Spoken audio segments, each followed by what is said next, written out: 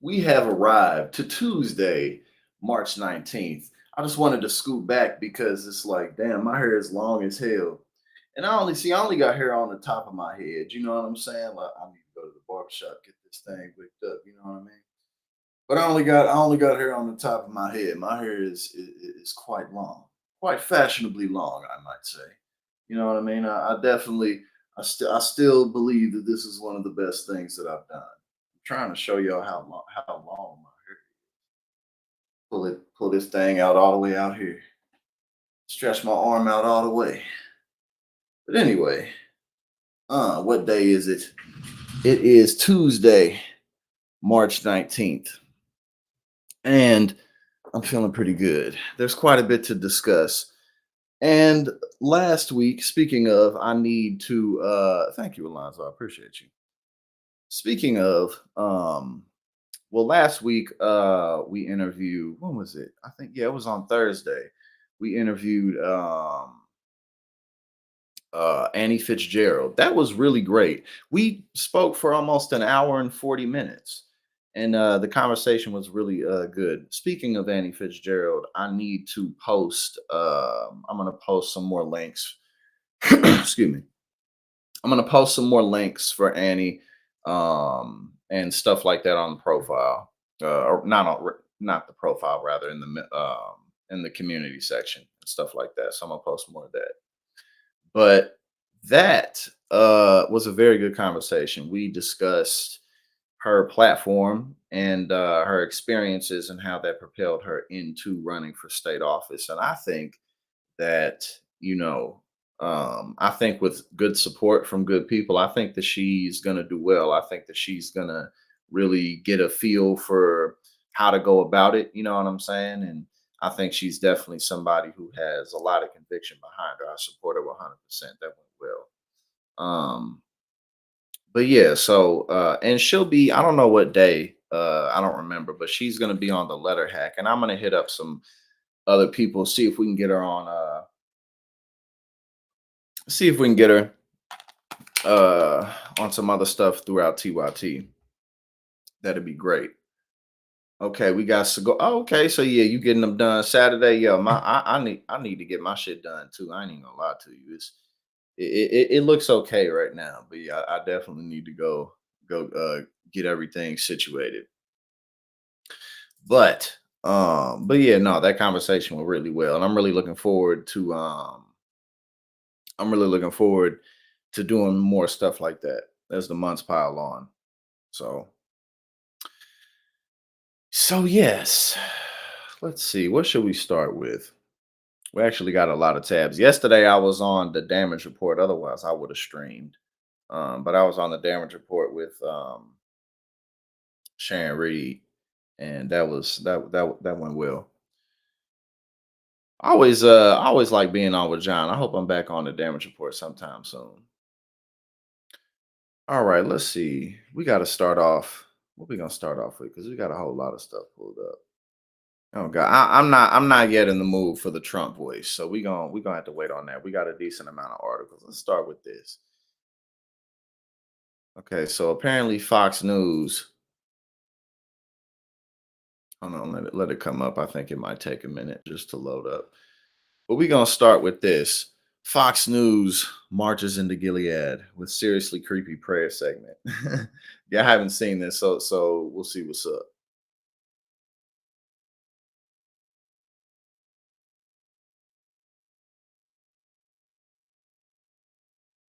Oh, my bad. I was just reading that. And here we go. We have more Fox and Friends coming up, but you know what? This is a transition for transitions if you've ever had. And here we go. We have more Fox and Friends coming up, but you know what? This is a transition for transitions if you've ever had one. So Fox and Friends. This is very Fox and Friends. So ready your heart. It's the fifth Sunday of Lent, and our prayer series continues with a reading of prayer from the Hallow app. We all need it. Let's do it this morning. Close your eyes if you. Oh, okay. Hallow's an app. Okay, I see. Well, I mean, first and foremost, the demographic overall that watches Fox. But now it's okay. So Hallow is some type would of bow your prayer head. app. It probably, my guess is Hallow allows people to do like Bible studies and like morning, late night, whatever types of prayers and stuff like that would be my guess. Jesus, today we begin the holy period of Passiontide. In these last 2 weeks of Lent, help us understand the mystery of your sacrifice and surrender. Make us keenly aware of your love for us. We ask that you make yourself known to us. Help us to feel the grace of your presence. You journeyed to the cross for our sake. May we see our This has a very like Lutheran vibe to it. I went to a variety of Lutheran schools growing up. This has like a real Lutheran feel, and like which is like more classical, orthodox, traditional type of stuff. But again, like who's watching this? People who are probably in their 60s, 70s, 80s, who grew up in Catholic and whatever churches. ourselves the way you see us and come to believe that we are worthy of your Yes, exactly. For the devoted Christians on the go, you never know when you're gonna have to whip it out. abounding love. In these final days of Lent, help us to follow your holy example. Inspire in us the same sacrificial, selfless love you showed on the cross. Oh shit, Aaron going to Disneyland? Aaron always doing cool shit. Your life is cooler than mine. I ain't even gonna lie to you. People be thinking my life is so great, and I ain't gonna lie to you. It's my life's pretty awesome, but no, no, no. Aaron definitely lives a better life than I do. Oh, Jesus, we surrender ourselves to you. Take care of everything. Thank you again to Hallow for this partnership during Lent. Amen. Amen. I mean, whatever. I don't think there was anything wrong with that inherently. You know what I'm saying? Like they're just doing their advertisement, whatever. It's not a government agency, so they can do what they want. And their audience wants to see it. It could have been much worse than that. At least, you know what I'm saying? At least the prayer was nice. At least it was kind. You know what I'm saying? So I guess we can't bash it too much. All right, we got some abortion updates and stuff too, but we'll save that for a minute. Some stuff going down with Uber and Lyft. Matter of fact, let's just go over that right now. Uber and Lyft in Minneapolis. Basically, it was from my reading of it, my brief reading of it. It's quite simple. It's basically like in Minneapolis, they're like, "Hey, bro, we kind of want you to pay people a bit more." Uber and Lyft's like, "Nah, nah, we ain't trying to do that. I'm good. I'm not really feeling that." That's basically my reading of it. So let's see. Uber and Lyft threatened to halt operations in Minneapolis over minimum wage law. Yeah, nah, we can't do that. But you know what? At the same time, like one of the things about tech companies, and I talk about this often, is you know it's tech companies. There are those that do make money hand over fist. Don't get me wrong. And by money, I mean profit. So like we know Facebook, Meta, like they everything underneath Meta makes a ton in profit, mainly through advertisement and stuff like that. And people engage with those advertisements, and people have businesses and make transactions on these platforms and what have you. But like really, tech often doesn't really profit the way people would think. Just because everybody's using a platform doesn't mean that there's a lot of financial exchange going on. And these platforms cost a lot of money to maintain, to keep up, the monthly expenses for like the internet hosting, sorry, and all the stuff to keep everything up and going 24/7, all the people you got to hire, basically just to make the operation worth something. But really, one of the things that happen like with companies like Uber is they put so much of their investment into expansion, which obviously that's what a company does. They invest in expansion, but like they just like next thing you know, Uber's all over the world, and they got helicopter services and shit. So like they trying to develop like self-driving cars and stuff, and which is cool. But again, it's like there's just all this outgo, and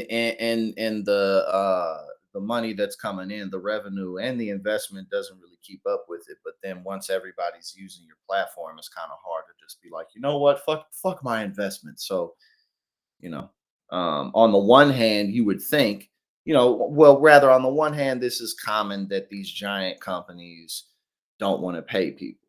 Yes. And most of these giant companies absolutely do have the money.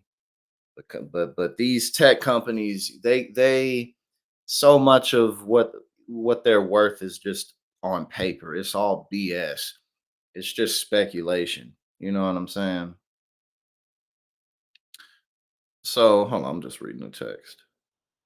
But yeah, so again, what now, don't get me wrong. What I'm not saying that they don't have the money to pay people extra in Minneapolis. That's not what I'm saying.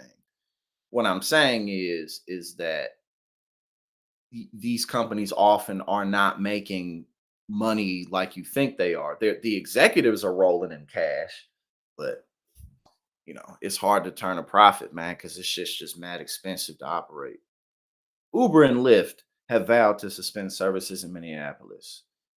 The announcement comes after a dramatic back and forth tussle with city leadership over the past year, which boils down to minimum wage pay for Uber and Lyft drivers working. Oh, my allergies, my bad, y'all. Ugh. Ooh. Oh God. Ugh. Sorry.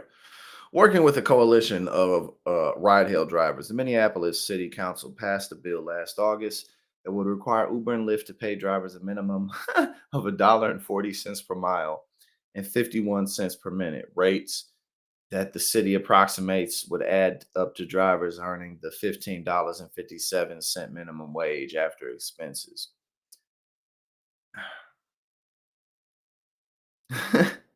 Okay, let's continue. Uber and Lyft drivers have only paid when they're giving passengers a ride, not when they're waiting. So minimum wage calculators aren't based on hourly pay. Currently, drivers in Minneapolis, rather, sorry, make a median of $13.34 an hour after expenses. They're like, hell no, we can't. We not trying to do this extra $2. Like, fuck all that bullshit. You asking for too much. The $2 extra in this one city.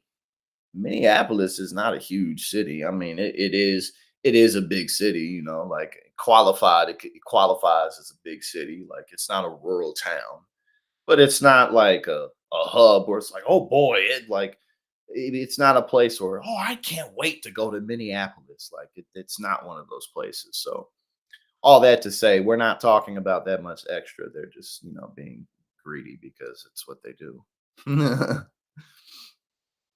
Okay, where were we?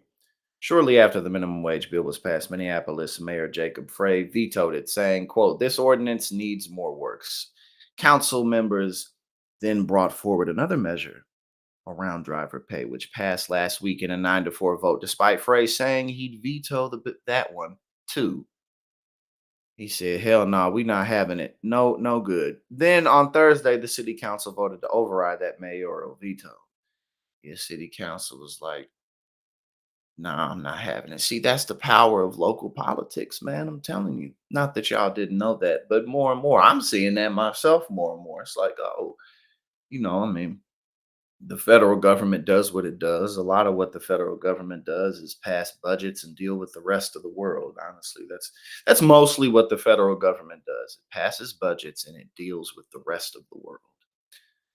And then local and state governments, for the most part, deal with their backyard. So the city council be like, "Nah, fuck what the mayor talking about. We gonna pay these people $2 extra an hour. God damn it!" And Uber and Lyft is like, "No, fuck y'all. We just finna leave." I mean, how much more money would they? I mean, thinking they would never just leave the city like permanently, because again, how much more money would they lose if they just we're no longer going to operate in this city at all because we don't want to pay people $2 extra. You would lose massive amounts of money because again, at the end of the day, Minneapolis is not.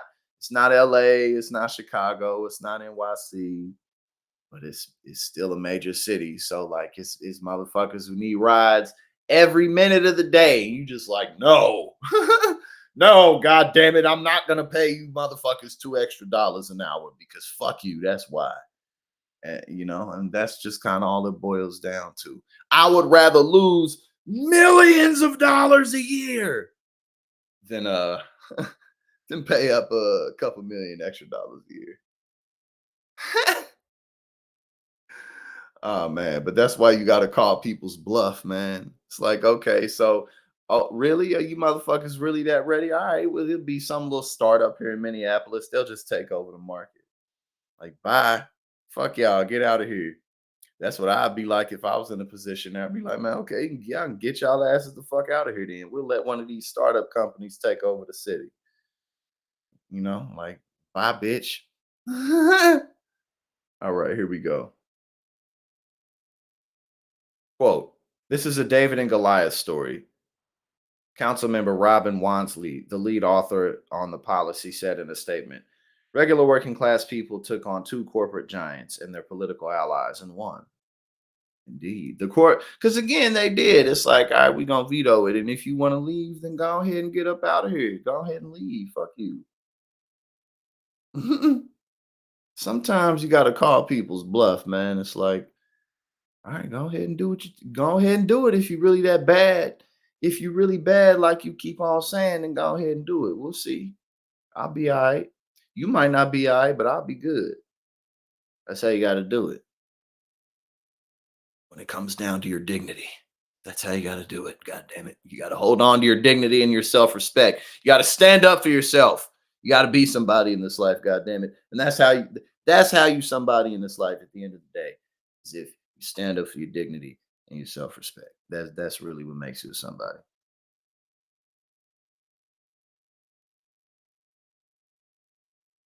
Uber senior director of political affairs, Josh Gold, said, quote, we are disappointed the council chose to ignore the data and kick Uber out of the Twin Cities. Ignoring the data. It's like, yeah, the data's somehow always on the corporation side of very few people getting all the money. Be like, that's that is as long as a small select group of people get all the profits, then that's the way it's supposed to be. As long as see when we start deviating out of that, we're just this is just it. No, it's just all wrong. It's all wrong. No, no, no, no. Even though everything is getting continuously more expensive, no, no, the data. I mean, there's no argument even. I mean, especially now. It's not this in terms of corruption is not new. The same type of tactics and selling to people economic ideas, this shit is not new. It has never been new. But right now the issue with what they're selling is that everybody broke. You know what I mean? So like people aren't really trying to hear this bullshit. Like this shit sold in the late 80s and the 90s and shit. Like I mean now what happened was in the 70s and stuff, labor was a lot better, unions were a lot stronger. Ronald Reagan came in, people were making enough money. And then again, that's not to say that there was no corruption in the unions. Of course there was. But when Ronald Reagan came in office, there was enough time that went by that people were doing generally well enough that like people were like, okay, fine, shrink the government, fine, fine, fine, take away regulations, fine, fine. But now, we didn't been through multiple economic downturns. We got all this debt in the economy.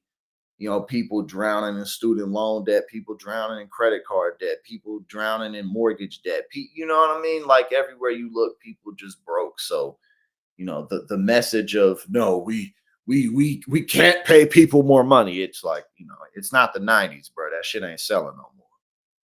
That blue dog Democrat bullshit is done. That shit ain't selling. You motherfuckers need to expand union membership and what have you. But this shit is dead. It's over with. It is definitely a progressive era. We're going to have to keep dealing with a bunch of right wing BS. But at the end of the day, we keep fighting. We're going to keep winning. One of the things I like that Cenk Uygur says, one of the things I really like that he says is get caught trying. I really like that.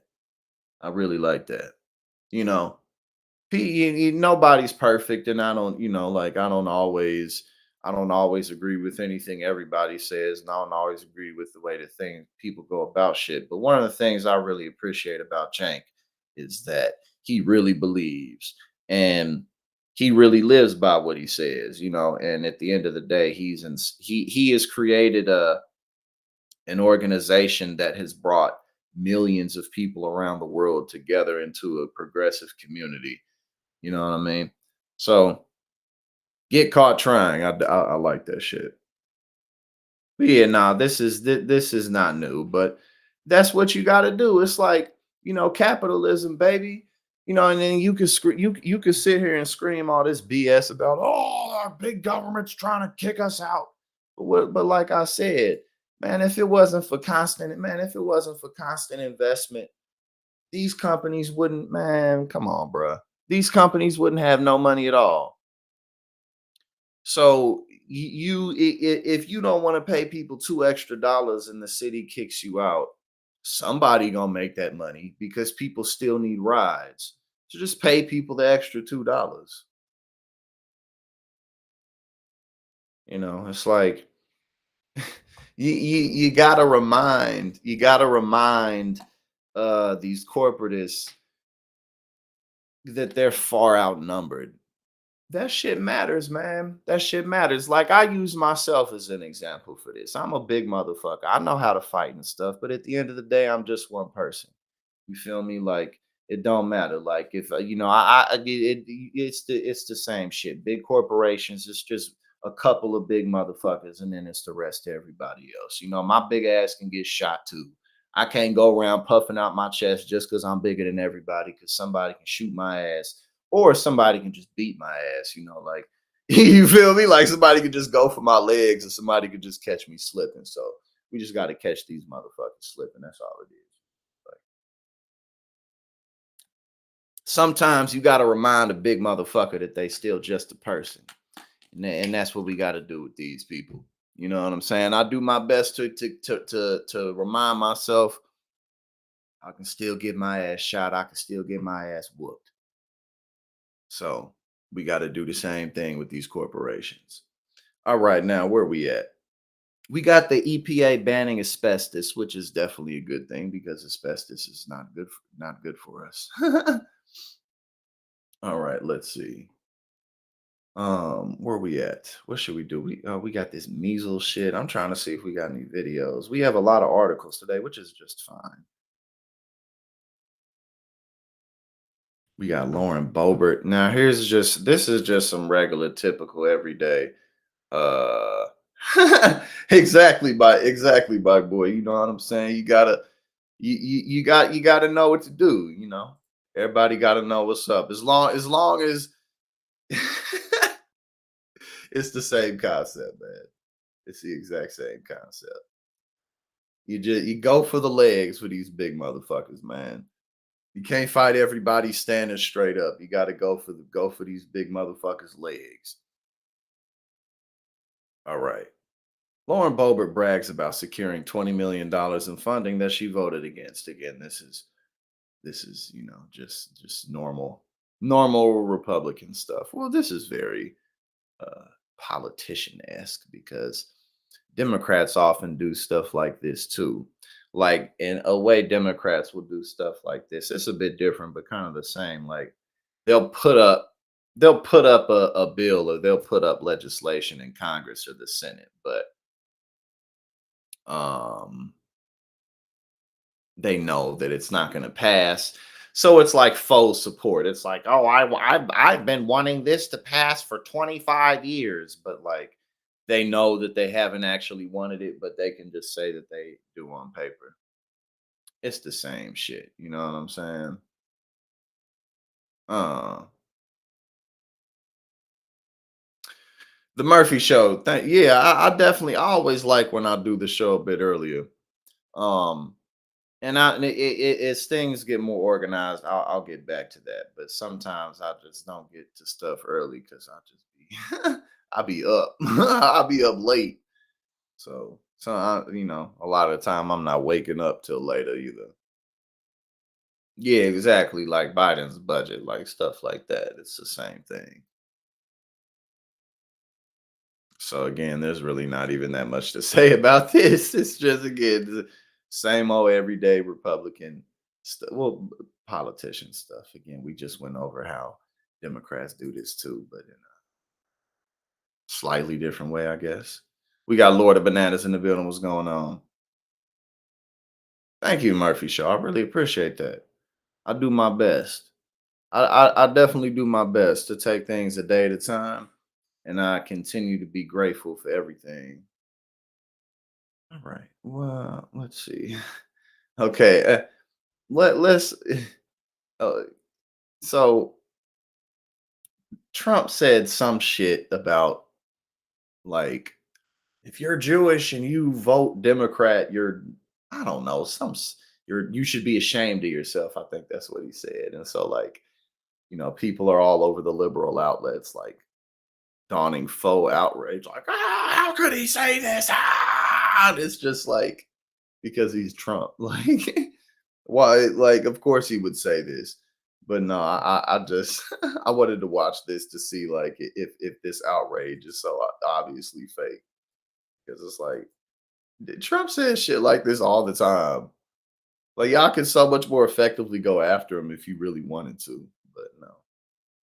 MSNBC analyst enraged over Trump's Jewish person talk. How dare you tell me what it takes to be a good Jew? Like, he says shit like this all the time. Like, Chuck Schumer has spent, Donnie Deutsch, his entire life the victim of anti Semitic tropes because he has been such a fierce defender of Israel. Now, suddenly, Donald Trump decides that he again will determine, Donald Trump will determine who is a bad Jew and who is an enemy of Israel. Your thoughts? I think out of all the things that Donald Trump has ever said that have offended my core, this is it. How dare you, Donald Trump? no, it's not. Like, again, I just at this point, how can you really be all that offended by anything that this dude says? Because this is just what he does. You know what I'm saying? Like, he. And hold on, we gonna start that over. But it's just like, bro, you're not that mad. Israel. Your thoughts? I think out of all the things that Donald Trump has ever said that have offended my core, this is it. How dare you, Donald Trump, tell me what it takes to be a good Jew and not be a good Jew, and what it takes to love Israel and not love Israel. First of all, you stand for nothing what Judaism is all about being a decent human being, about being kind to others. You are the farthest thing. Like, what I mean, like, out of all the stuff to say, out of all the stuff to highlight, it's like, okay, would y'all stop overly like publicizing this? And again, like, not to say that no one should talk about things that he says, but like the dude, which we're gonna go over, he can't afford his bond. He ain't got the money to put up his bond. He's not a billionaire like he says he is. He ain't got money like that. Talk about the $250 million that just, oh, well, where is it? You got all this money. What happened to it? Talk about all of the ways that he ripping people off. Talk about policies, like stuff like that. Like, no, ain't don't nobody. This is not swaying anybody. This is just like liberal stuff. But at this point, it's like this is like 8 years later. You feel me? Like we like 8 years later. People are so used to this shit. Don't nobody care. From what anybody should say what a good Jew is or isn't. And make no mistake about it, for anybody who says, I'm voting for Donald Trump because he's automatically good for Israel, he would turn on Jews in a second. This is a guy who has a fondness for Hitler, according to his ex-chief of staff, John Kelly. This is a guy who said there's good people on both sides of Charlottesville. He would turn on Jews in a second if it was in his best interest. I know this could be very controversial. He doesn't care about Israel. He cares about Donald Trump. And how dare you tell me what it takes to be a good Jew or not? Oh God, like I mean, whatever. But it's just funny to watch. Like I'm not sitting there like really seething about it. It's just like we are years down the line.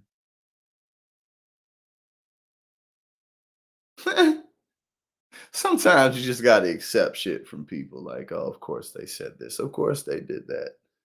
You know. Oh yeah, yeah. He was in that room, and no, because he was like, what did he say? I don't know. He was in a room, and he was like, oh, there's a bunch of Jews in here. You guys are greedy. I know you guys are good with money, or some, I don't know, some shit like that. All right, what we gonna do? But yeah, no, that was like everyday Donald Trump shit. All right, let's talk about this. Let's get to this EPA banning asbestos.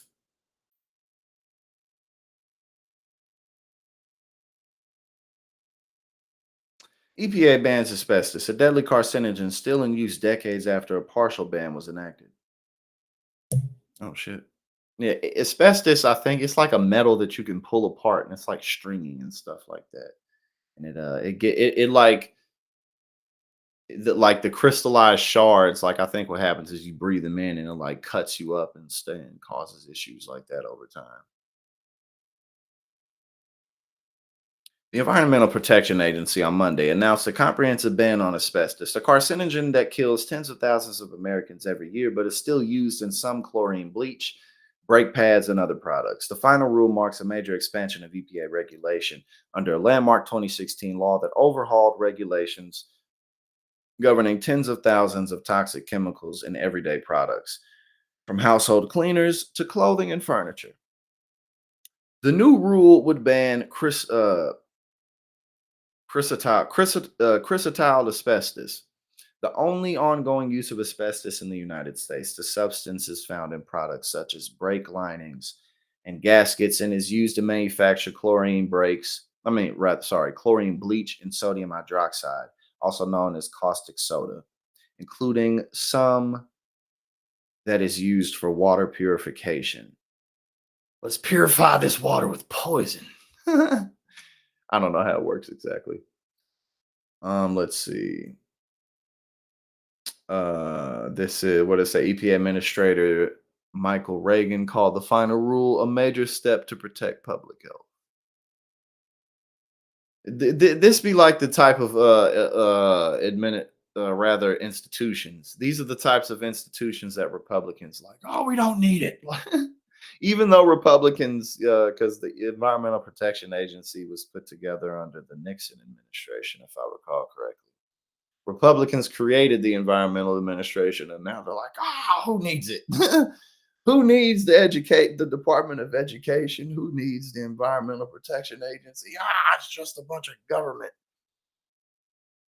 Who needs an agency that looks out to make sure that we're not using asbestos and stuff? Like, it's just, you know. Okay, so we got quote, with today's ban, the Environmental Protection Agency is finally slamming the door on a chemical so dangerous that it has been banned in over 50 countries, Reagan said. This historic ban is more than 30 years in the making, and it's thanks to amendments that Congress made in 2016 to fix the Toxic Substances Control Act, the main U.S. law governing the use of chemicals. Exposure to asbestos is known to cause lung cancer, mesothelioma, and other cancers, and it is linked to more than 40,000 deaths in the U.S. each year.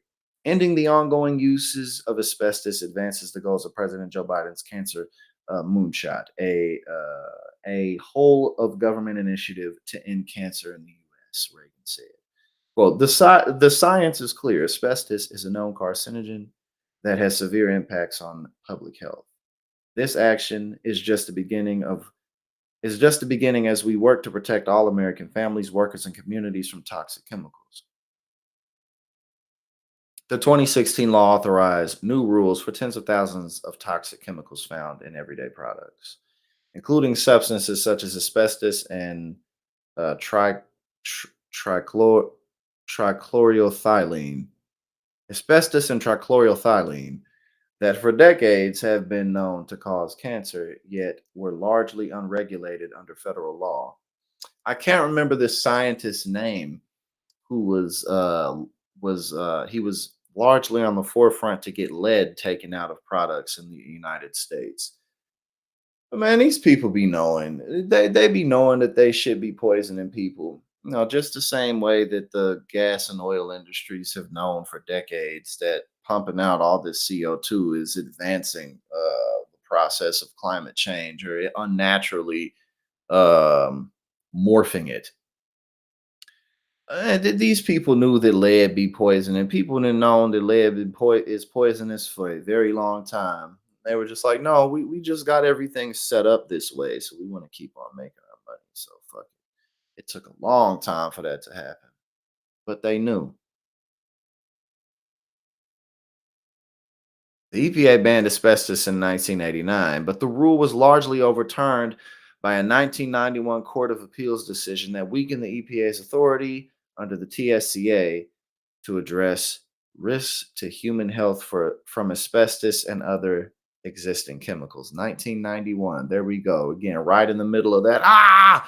Who needs any of these government agencies that protect people's health and well-being? Who needs it? God damn it.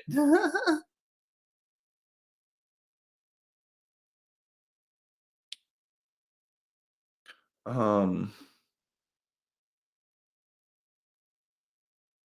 Yeah, so they put it in home insulation and other products, banned in more than 50 countries, and the use has been declining in the US for quite some time. All right. Well, that's decent.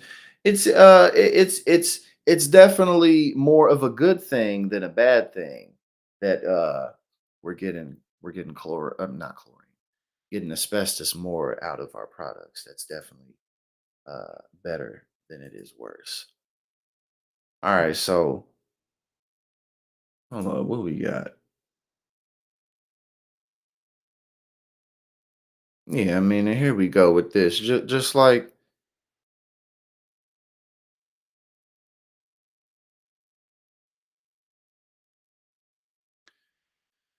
Fox host says, Trump knows there's no bad publicity. Yeah, again, that's why I said, like, when he says all this stuff, oh, you're a bad Jew if you vote Democrat. Like, he knows that everybody gonna be talking about that, especially on the major networks. Well, I spent 3 hours this morning, Martha, doing nothing but the story of Bloodbath and Howie's interview because the former Yeah, and then that bloodbath shit. Like, he says stuff like this constantly. president is a ratings draw and people want to talk about it. Carl is being generous and calling it over the top. It's a lie to actually suggest that the former president was calling for physical violence. He wasn't. And I'm glad you played both the beginning and the end of that because it's clearly, I mean, there isn't any doubt here. There would be no doubt in any objective reading. He was talking about what would happen to the automobile industry in America if the Chinese funded and Mexican constructed EVs were allowed into the country without tariff. I don't happen to agree with him on the policy, but I do agree this was completely taken out of context because it wasn't about journalism. It was about super serving a hardcore audience with what they wanted to hear. The dumb. I mean, look, listen, at the end of the day, if Joe Biden wants to secure a victory, then he's going to have to deliver for the groups of people who are unhappy with him. That's all it's going to be because stuff like this just is not going to sway people. It just won't. So there's still some time left, but maybe not. I don't know, but you know, that's really what it's going to be. Like it's not 2016, and even in 2016, he still won. Uh, the rhetoric that he uses is not a problem to his base. So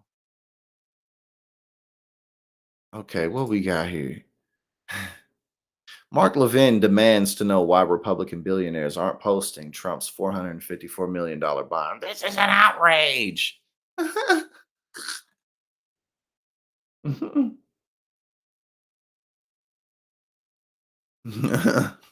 don't have the money to bail them out, but why don't people who do? Why aren't you doing it?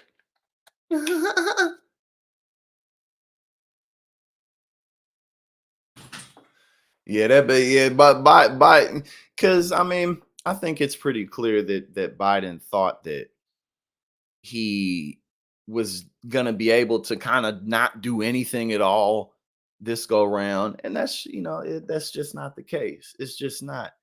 You have a variety of groups of people who you've been losing support from, and you still have time to make a difference, but he's not doing it. But we'll see what happens. But yeah, it's like this shit is not working. This is an outrage. Don't nobody want to get a money to Trump. They ain't, what he say? He said, why are there no Republican multi-billionaires offering to lend President Trump the funds to file his appeal in the outrageous case in New York State? Are none of them liquid enough to help or join with others to help? This is an outrage. Why isn't Trump liquid enough? Bro, it's amazing. It's amazing. It'll be so nice when we can just get past this election. And two, again, like I said, what I really like to do And it's just something about like is it's warming up. I'm getting more energy. Um, I'm getting more energy, and I'm connecting with more people and stuff. So I'm really looking forward to continue to shed more spotlight on state and local politics, and not even just politics, but like state, like local community activities. Like who's out here really making a difference, and how can we elevate that? How can we push that forward? Because there's a lot of people out here that are really making a big difference in their backyards, and at the end of the day, that's really how shit happens. Because you know it's just going to continue to be a race to the bottom with Joe Biden and Obama. I think. Hold on, I saw other people that basically was just roasting him, like because they know he ain't gonna get it back. But why doesn't Trump have the money? It's $454 million. That's a lot of money. But if Mark Zuckerberg got a charge for $454 million, he would definitely have the money to pay that up, like that. Like if Jeff Bezos, like that, like pretty much any of them, they would have it like that. Hold on, what's Trump saying? Oh, he said a million trillion things. Oh man, my voice. I don't even know if my voice can handle this shit right now. I'm just like I'm about to show you how much this dude wrote down. If Donald Trump could have just shut his mouth, then he would only owe like $100 million, 70 million. I don't know, but she made a couple $1 million out of it. Alina Habba, she made a little bit of money out of it. Yo, look at all of this that he said. I did nothing wrong. Okay, there you go. He got to make sure that stick out over everything. I did nothing wrong. Man, this guy's incredible. I'm like skimming through it, and it's just like the same shit that he says every day. Like there's nothing different about any of this. Like he has the exact same stuff to say. Political witch hunt, election interference. It's all fake. I'm a victim. I did nothing wrong. I shouldn't have to put up any money. Being forced by the corrupt judge and attorney general until the end of the appeal. That's the way system works. If I weren't running for president and leading by a lot, none of this legal lawfare would be happening. Yeah, man. And like and again, it's like it's amazing because it's like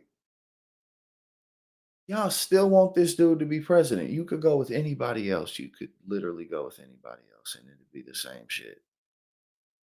You know, at least on the Democratic side, we know everybody gonna move on. We all gonna move on whenever this Joe Biden escapade is over. Whenever the Joe Biden show comes to an end, we gonna move on. But Republicans, they're not gonna move on from Trump. It's gonna be quite some time before they move on from him. Hold on, let me see.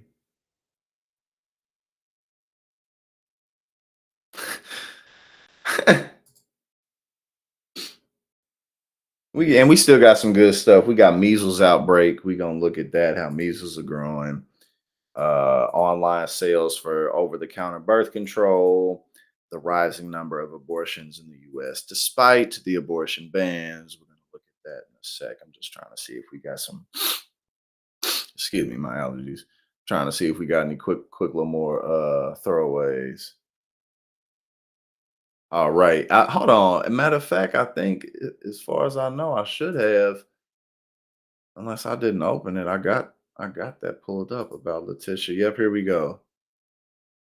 While we on it, let's go ahead and pull that up. Letitia, she's just finna go ahead and take everything. Like, and hold on. Nah, I gotta pull this up. Before we look at this, Letitia James taking everything, we gotta look at y'all remember when she was staring bullets into the back of his head in the courtroom? She was looking like, I'm gonna get you, motherfucker. And boy, did she. And she ain't finished getting his ass either.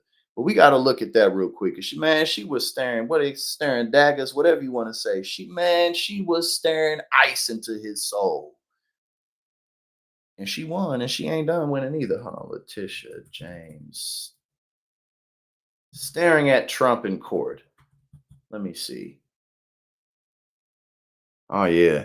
Oh yeah. Here we go. Here we go. We gonna pull this up.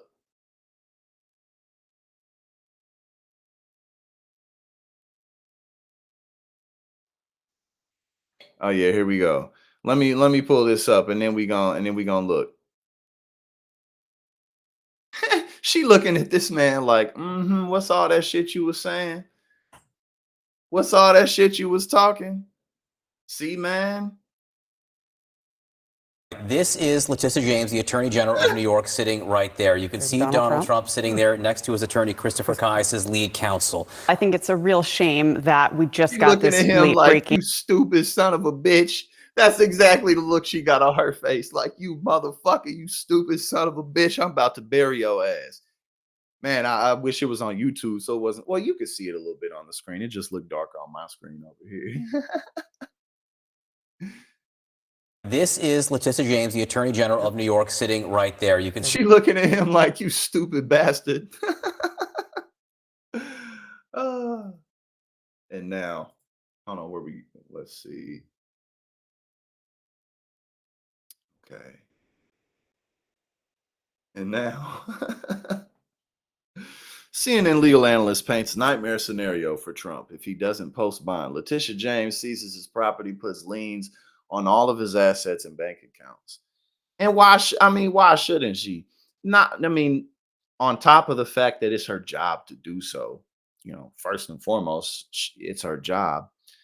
But I mean, he's caused her unnecessary problems. First and foremost, Trump doesn't have to be in the position that he's in. And it's not like, oh, I did this one or two times. Like Donald Trump, this was his lifestyle, like ripping people off, not paying taxes and committing fraud left and right was just the lifestyle of the Trump family. All right. So, Eric, then the New York Attorney General, Letitia James, recently had a warning for Trump if he was in a situation like this and did not pay up. Here's what she said. We are prepared to make sure that the judgment is paid to New Yorkers. And yes, I look at 40 Wall Street each and every day. If he does not have funds to pay off the judgment, then we will seek, judgment enforcement mechanisms in court. And we will ask the judge to see. God, there's just so many lessons in life that Trump never learned. Like you can't fuck with everybody, man. You can't play with everybody because everybody ain't playing with your ass, man. Like he thinks, oh, she woman, me bigger, me stronger than woman. Like, yeah, bro, but see, the problem with that is we don't live in caves. You know what I'm saying? Like, we don't live in caves. And even at that, it's like Trump always acts like he's this big, strong man. And it's like, one, you were never a big, strong man. And two, you're like 80 now. So like you're beyond that time anyway. So again, like he just thinks that he can bully and stomp on everybody. And that shit works with the Republicans. But like, this woman is the Attorney General of New York City. You feel me? Like, it's like, what are you thinking? Ain't nobody like, yeah, man, you can't play with everybody. I mean, look at her face. I wouldn't play with her for a goddamn second. I wouldn't play with her for nothing. My ass, I play all the goddamn time, but I know. See, I wouldn't play around her unless she was just making it clear that it was cool. Seize his assets. She said, I'm finna seize your assets. I'm finna take your shit. Enforcement mechanisms in court. And we will ask the. How you think she got in the position she's in? You think she got where she at because she's full of shit and she got where she at because she fucking earned it. Judge to seize his assets. Okay, here we are. You can just tell with certain people, they just have this energy about them. Like, man, this motherfucker has been through some shit. And people express that in different ways. You know what I'm saying?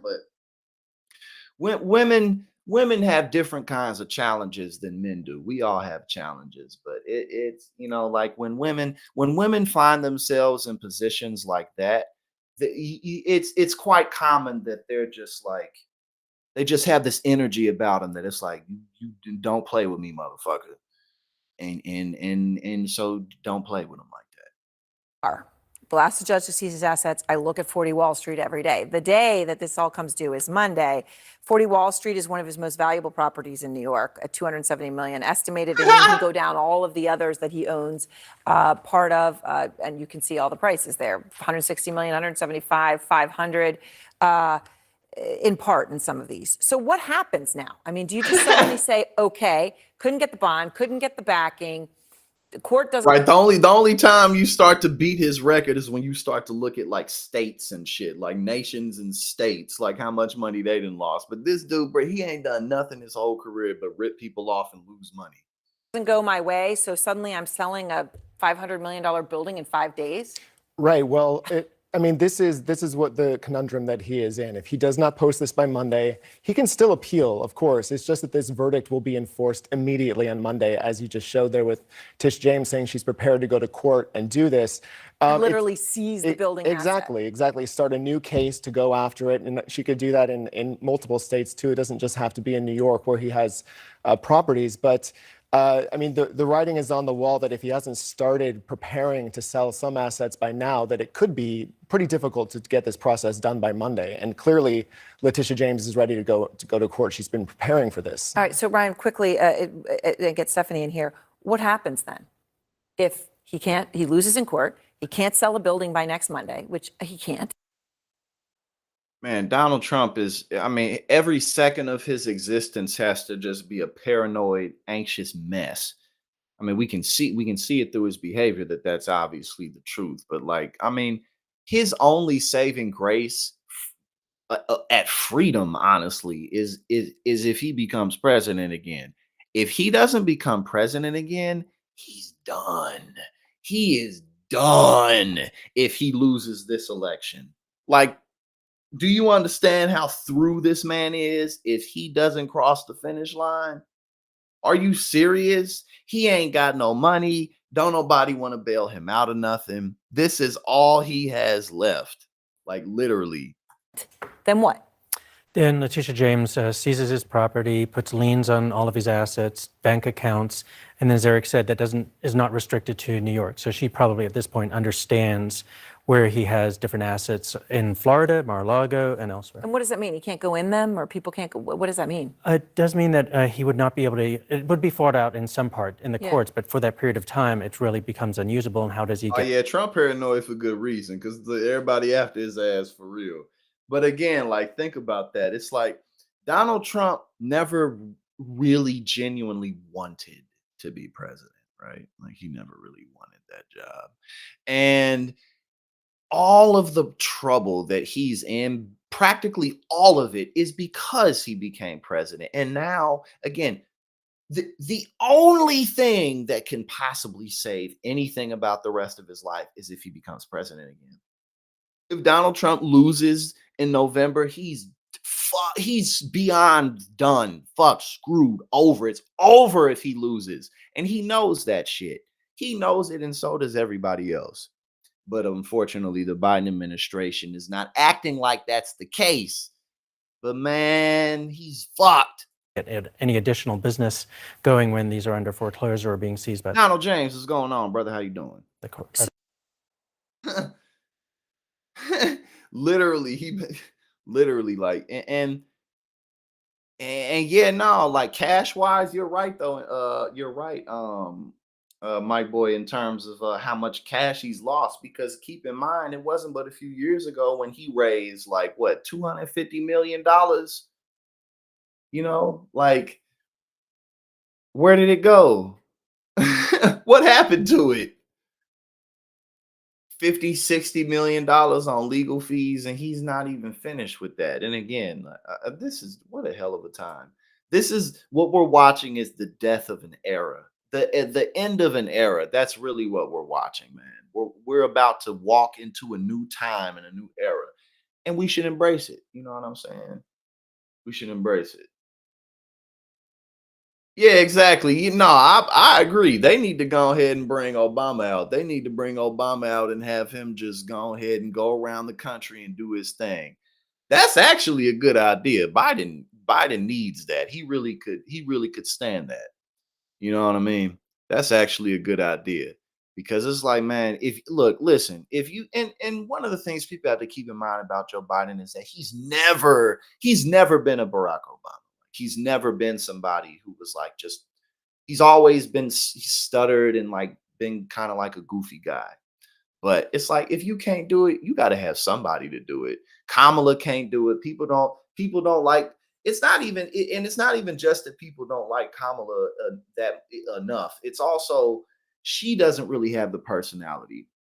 You got to get somebody out here in front of people, man. Like now, like you got to do this shit now. Like you can't wait till it's a few months out. You got to wake your ass up. Oh, this is funny. This is funny right here.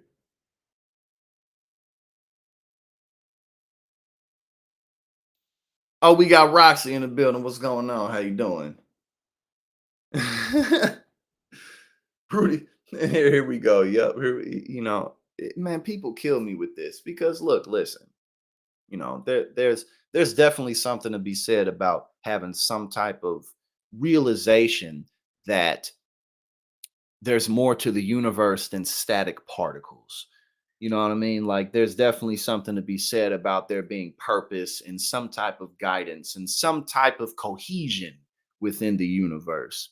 It's alive. It seems to be this big living thing that we're all connected to. You know what I'm saying? But then you get into, the human world of politics and basically just politics because a lot of religion is politics. Um and people just get to throwing around those three letters and oh, that's supposed to legitimize whatever they talking about. Oh, God, God, God, God. Like, just because you say God every 5 seconds don't mean that anything that you doing, anything that you saying got anything to do with God. You know what I mean? Let's see. Rudy Giuliani said he'll be disbarred, but that supporting Trump would help me in heaven for sticking to my principles. Like, shut up, dude. Like, what? You know what I mean? Like, shut up. Like, what the hell does that even mean? I mean, Rudy Giuliani has honestly, he's always been a piece of shit, but the amount of people who totally ruined their reputations, their careers, their lives for the sake of Donald Trump. Like, bro, Rudy Giuliani played a huge instrument in like driving permanently weakening the mob in America. Like, yeah, there's still organized crime in America, but not like it was. You know what I'm saying? Like, not like it was. And he played a big part in that. He was the mayor of NYC. Again, he's always been a piece of shit. But now he's just like this like loon. He's just a loon. Rudy Giuliani predicted on Sunday that he'll be disbarred. Well, yeah, I mean that's of course, but said his loyalty to former President Donald Trump would be a boon for him in heaven. Yes, because again, like we always say, because what is Jesus famously known for? Being selfish and all about money, being narcissism. That's what Jesus is all about. Of course, that's sarcasm there, but he says the bar association is going to crucify me no matter what. Giuliani said on a Sunday episode of his podcast, Uncovering the Truth. I will be disbarred in New York. I will be disbarred in Washington. It will be nothing to do with anything I did wrong. And again, it's like, how are these men who, bro, this dude was the mayor of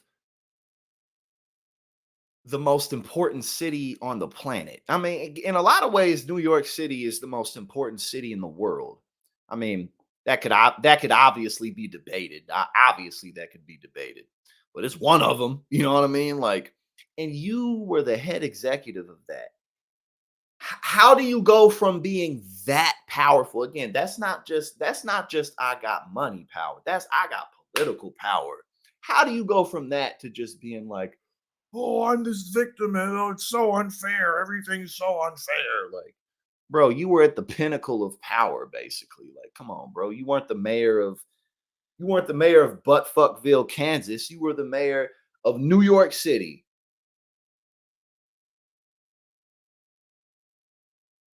Like this. I consider that something will help me in heaven. Okay, here we go. How did he set it up? Okay, he said, I consider that something that will help me in heaven for sticking to my principles and not being a weakling like all these weaklings who are afraid to represent Trump. Okay, man.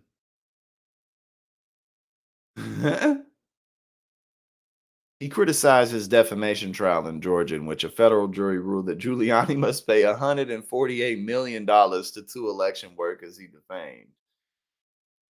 Gavel banged. Pay up. And these DAs and people prosecuting me are headhunters. No, think about the symbolism of this. The man who greatly weakened organized crime in this country is just a fucking crook himself, and a petty one at that. You know what I'm saying? Like, bro, you a petty criminal. You're not even a criminal that makes a lot of sense. You're not even a criminal with convictions that can be worked with. It's like, oh well, you had a rough life. At least there's that. It's like, sometimes now see a small group of the criminals, a small group of people are just like they're just totally insane. But a lot of people you can work with them because they're people, they've been through things and whatever. But this guy, it's like, again, the symbolism of that is amazing to me because the mob was powerful, man. They still around, but not like they were. And now look at you. I do sound like that. I sound like that dude from Family Guy who runs that store, that convenience store, the dude with the glasses in the orange hair. Yeah, that dude. I can't remember his name. Hold on. Right, that's exactly what he did. He just showed up and then left. He was like, "All right, I'm here." And he was like, "America's mayor." And then he was like, "Pat down all these motherfuckers. Pat them all down. Frisk all these motherfuckers."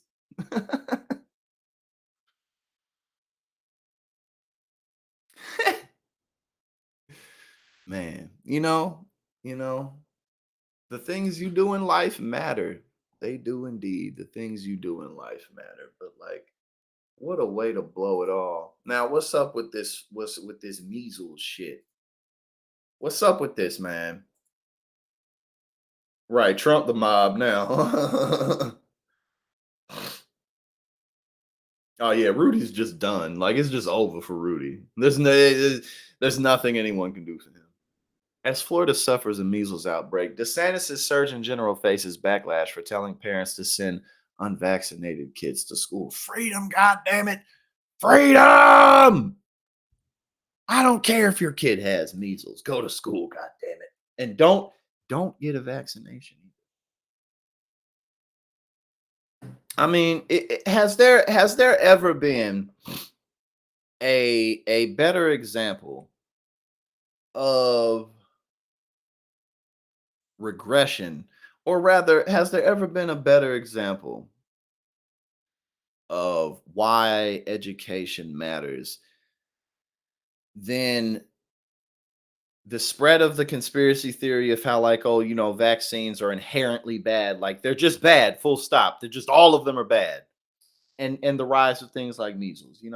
Like, it's not because it's not even just general skepticism to see, like, oh, maybe we want to see if this works. Like, bro, like people have been getting vaccines for measles for a very long time.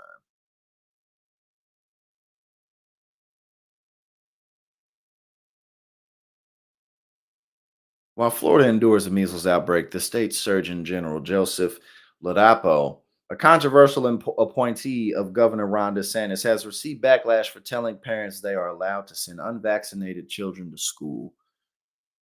Fuck your kids. every few months we get an opportunity to point out that a huge crux of the Republican platform is fuck your kids. Again, it's oh God.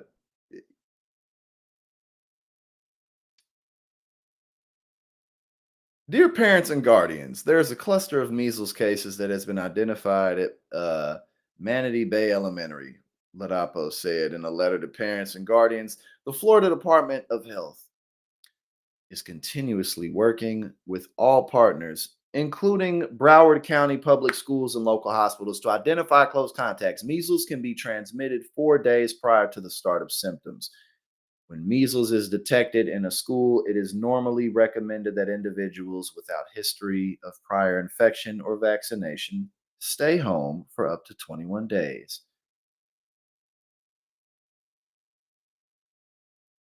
Look, man, when you're an anti-science party, and honestly, for what? Like, for the sake of what? I mean, I know you can look at stuff like, wanting to dumb people down, sure, but I don't really like that's not good enough for me. Like, a lot of it too is just from the culture of owning the libs, because it's not really of benefit. It's not of benefit to any organization or any institution for your populace to be more sick than it ought to be.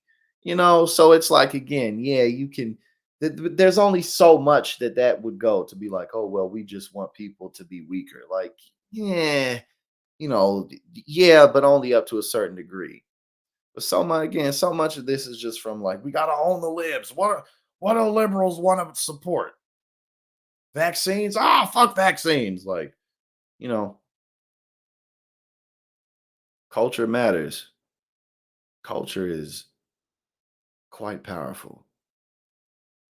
It may be the most powerful thing. Okay, no, we don't gotta look at that. That's not important.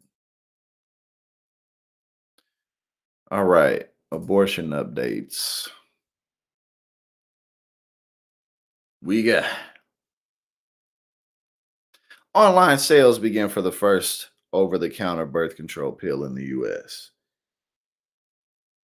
The rollout is underway for the first over-the-counter birth control pill approved in the United States, with online sales kicking off Monday. It will also soon be available in major retailers like CVS and Walgreens. The pill, known by the brand name Opil, was approved by the U.S. Food and Drug Administration for over the counter use in July, making it the first daily birth control cleared for sale without a prescription in the U.S. The FDA says the drug is about 93% effective and generally safe for most people who could get pregnant. Currently, hold on, what does it say? Including those as young as 15. Currently, there's no age restrictions on the drug sale. As Nancy Chen reported on CBS Mornings Tuesday, the availability of the pill online is a major game changer for women who either aren't near or can't get to a local pharmacy doctor. How much does the O pill cost? A 1 month supply costs about $20. Oh, that's affordable. That is definitely affordable for someone compared to what a lot of the shit is. While a 6 month supply goes for $90, insurance may cover the cost of the pill depending on your plan. Perrigo, the drugs manufacturer, announced earlier this month that it will also come in a 3 month supply with a suggested retail price of $49.99. How does it work? Opill must be taken at the same time every day. It is a type of progestin only pill, meaning it does not contain estrogen. Progestin only pills have been a trusted contraceptive option for decades, yet obtaining a prescription for birth control pills creates unnecessary barriers for many. Creating additional opportunities for contraceptive access is critical in helping people reach their reproductive goals. Um,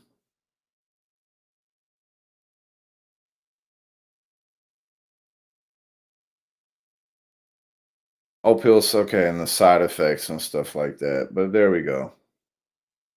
Or possible side effects.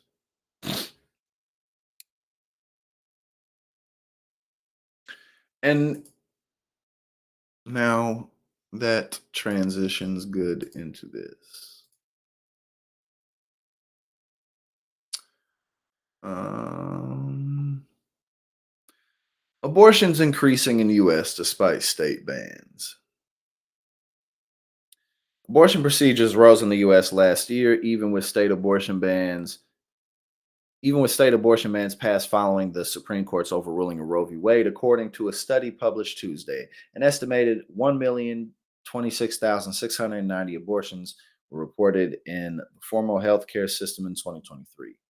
According to the research from the Guttmacher Institute, it's the highest number measured in the United States in more than a decade. This is equal to about 15.7 abortions per 1,000 women of reproductive age, and a 10% increase since 2020.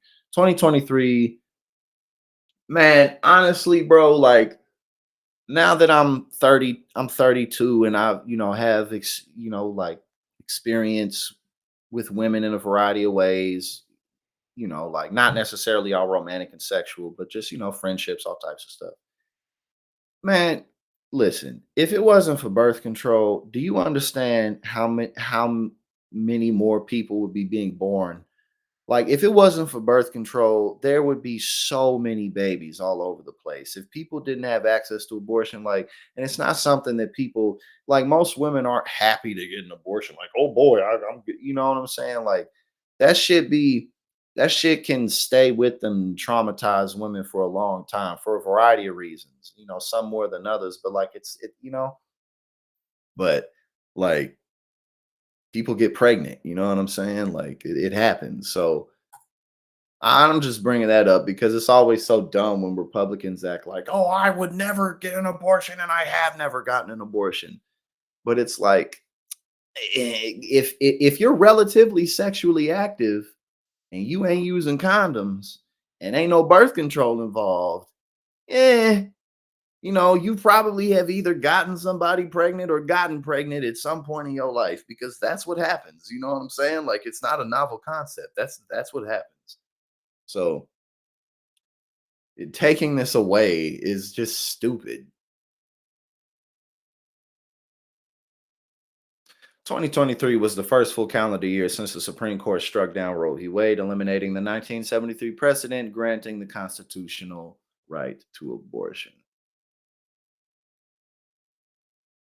Yeah, I agree with that. That's a good, like my music. Yeah, because again, like now that I'm where I'm at in my life, it's just so clear and obvious that it's like, man, if it wasn't for birth control and abortion, bro, like women would just have babies at very young ages. Like it would just happen. Like, you know what I'm saying? Like, there are so many women who have gotten abortions and you would never know. Not that they should, not that they want or need to tell people, but bro, like,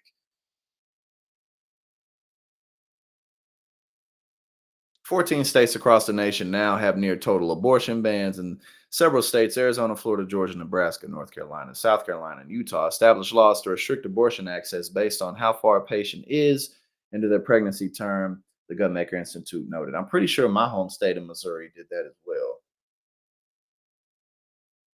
well. Yeah, definitely the deep depopulation fear. Because yeah, like it's like it doesn't take that long, but just life experience after a while, you really start to understand how important access to this shit is, because it's like, man, people have sex. Like, that's some of what we do. It's an important part of our lives. It's not as big of a part of everyone's life, but like it really can be a very healthy exchange between however many people are consenting with it. You know what I'm saying? So like, the whole idea that, oh, you should only have sex for to reproduce is fucking dumb. That's ridiculous. That's ridiculous.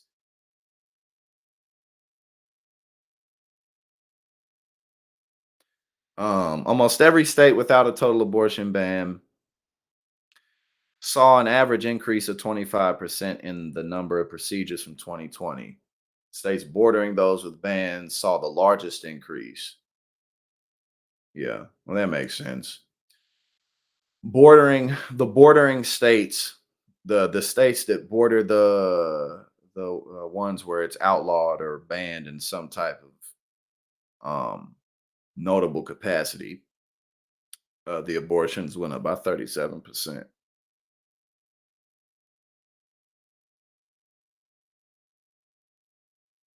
Mm-mm.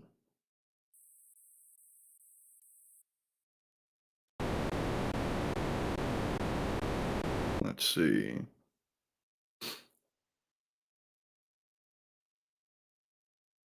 The Gunmaker Institute noted medication abortions accounted for 63% of all U.S. abortions in 2023, an increase from 53% in 2020.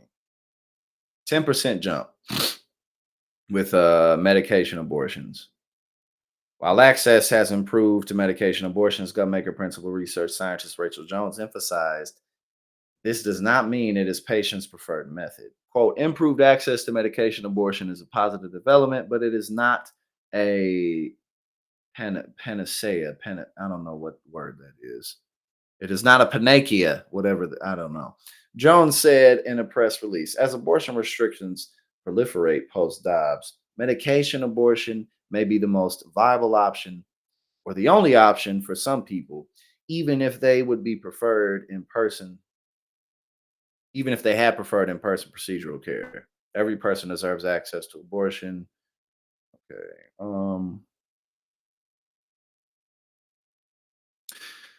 Researchers used national and state level abortion data from 2023 and noted that their annual estimates are almost certainly in undercounts, as only abortions reported in the formal U.S. healthcare system are included. Yeah, again, yeah, definitely. I mean, these are formal, official procedures. It's still going to take a variety. It's still going to take some years for us to really get a good idea of just how much this has impacted the country, because it's still new, you know. Um. All right, let's see what's up with this real quick.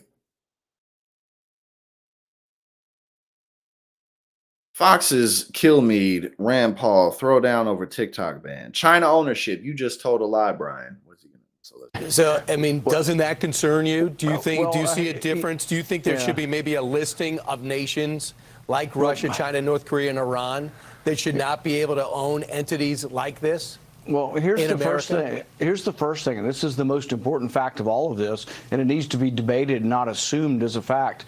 The company is owned 60% by international investors, 20% by the two Chinese software engineers who developed it, the entrepreneurs who began the business, and 20% by their employees, 7,000 of whom are American. So it's a very diverse ownership. It's not owned by the Chinese government. In fact, on TikTok's board, there are no Chinese nationals that control this that are associated with the government at all. They're CEOs from Singapore. So this is an international corporation, and like every other international corporation, they deserve their day in court. You can't just take their property. Look, I have a lot of arguments with the Chinese communists. I have a lot of arguments with the Saudi authoritarians, but I'm not saying we should allow banning anybody to do business with the Saudis because they have an unsavory government as well, and because they spy on their people. Senator, did you see the hearing, or were you part of that hearing? I can't remember what committee he was in front of, when the CEO of TikTok was there trying to rationalize why we should leave it in this country? You know, I wasn't in that hearing, but I do know that they have been working very closely with our government to try to adhere to anything they can do to stay open in our business, in our country. Dana or Donna.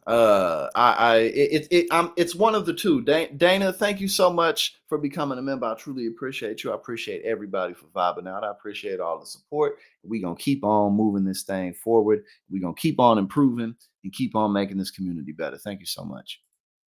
They've offered and actually have transferred most of their data to Texas to an Oracle cloud. They have review of the data by Oracle to make sure it's being controlled here. They're offering to go through what's called CFIUS. CFIUS is a procedure where... One of the things that I mentioned, I think I was on. I think I was on Indisputable. I think that's when I mentioned it. Is that well, two things. One, at the end of the day, what this is really but Dana, okay, perfect. I said it right the first time. Thank you so much. I appreciate you, Dana. One of the things I said is at the end of the day, America and China have a petty beef between each other because we're the two largest economies on the planet. So that and the red, this is just a continuation of the Red Scare. Yeah, national security is a concern, but like it's definitely bigger and broader than TikTok. We got all our data just going all over the place with apps we use every day. And most people honestly don't give a fuck. You know what I mean? Because like it's problematic, sure, but the United States is overall pretty well secured. So what are we really talking about? Oh, here come the communists. You know what I'm saying? So like getting rid of TikTok would just be it's not, if y'all was gonna do that, you should have done it a long time ago. It's not happening. Foreign-owned government No, I understand. countries are trying to work to have American boards. They've also worked So this is with this the is the government to this try is to the do fundamental. that. I know about the Texas project, and I wish it was effective, but it isn't. We put $1 billion into it, or they did. But they did. He could not But that's assure an opinion, that Brian. ByteDance. That's your opinion. That's your opinion. No, no. that it's not effective. Nobody thinks Well, the it is Texas your project opinion. did. No, but It's your nobody thinks. opinion. Let me finish. Nobody thinks the Texas project is up and running and is Well, I effective. do. So the thing is when you say nobody believes that it is. And let me just finish. They could not answer. The CEO would not assure that Beijing would not have access to personal information for 170 million Americans. I don't their think that's news true. feed, I don't think which that's is true. number one with young people. It is true. Right. The But number even one if with it young were people true, even if it is were true, now. Brian, it's an And two, I mean, listen, let's be serious.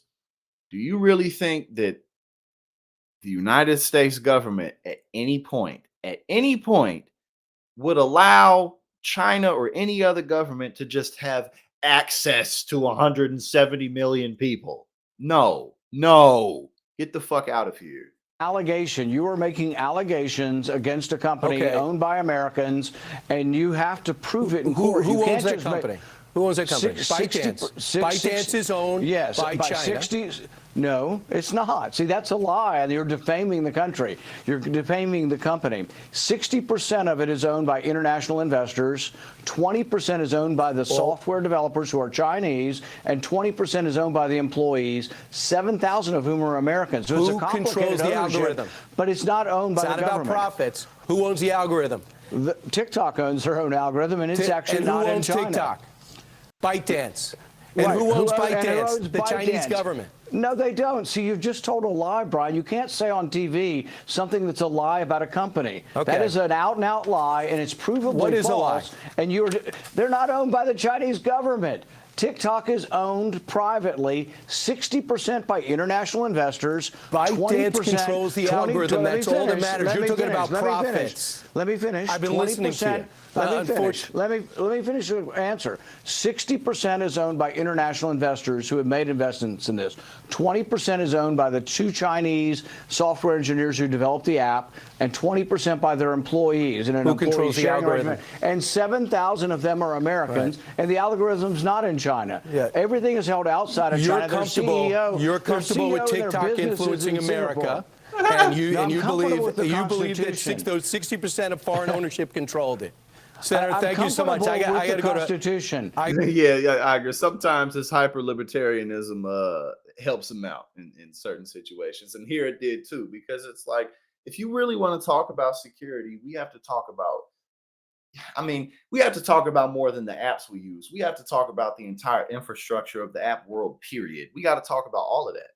You know what I'm saying? Because the idea that, oh, China just has this open access to all these, no, it's not that simple. No.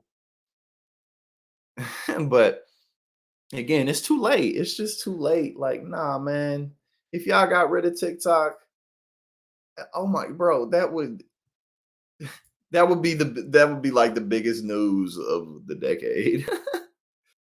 People would lose it. And for good reason. Because again, like it's not even that, oh, people are just on there wasting time. Nah, man, people make a living off of that.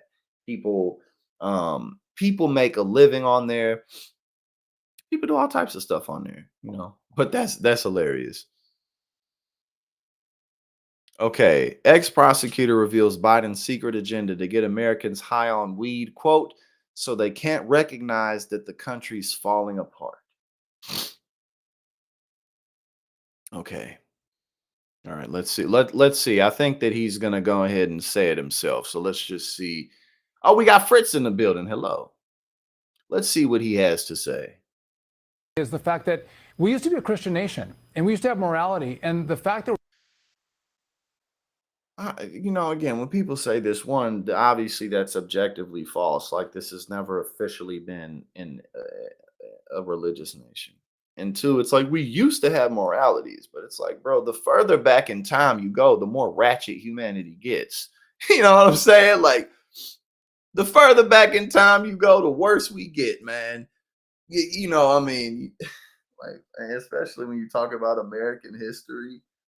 Like, okay, we used to have morals, like when segregation was just blatantly legal, when we had when women didn't have rights to anything, like when children were working in factories, when we had slavery, when we were taking land from the natives. Like, what are you talking about?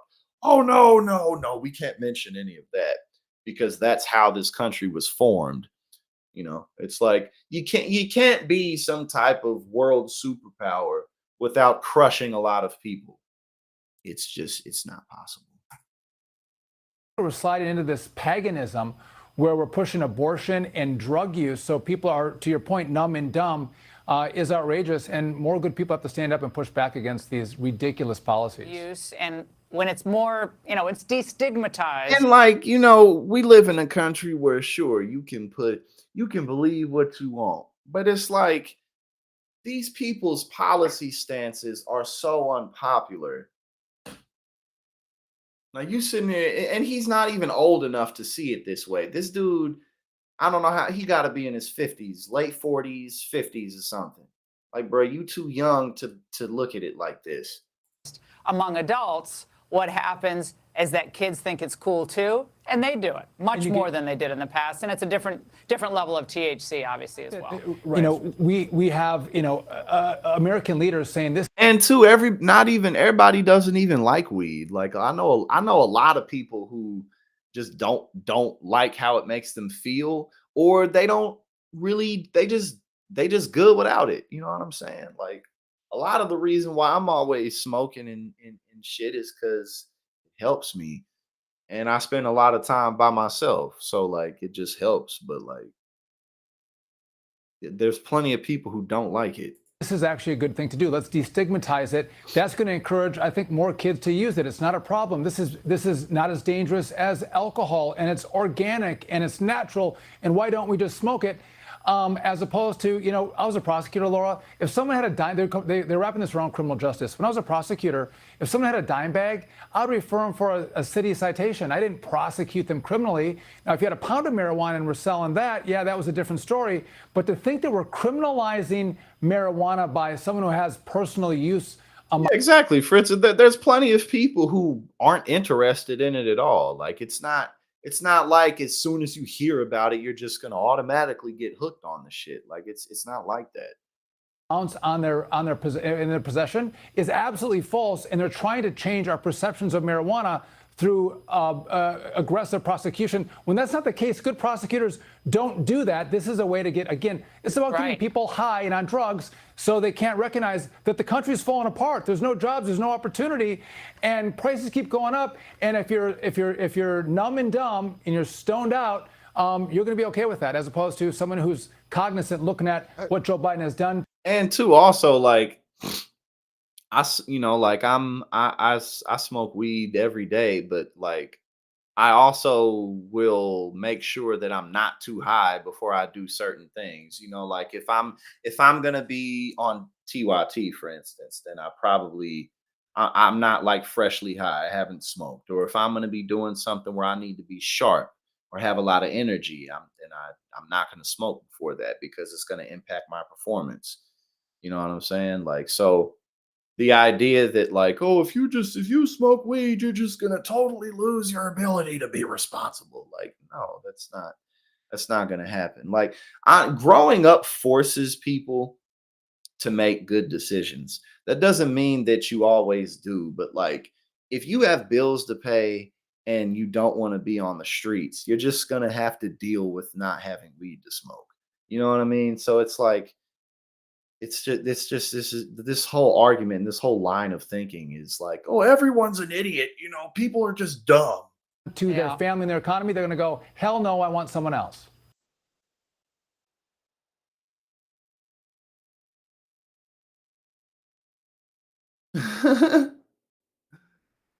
Oh, what did the Supreme? I just got some. I just got some from Axios.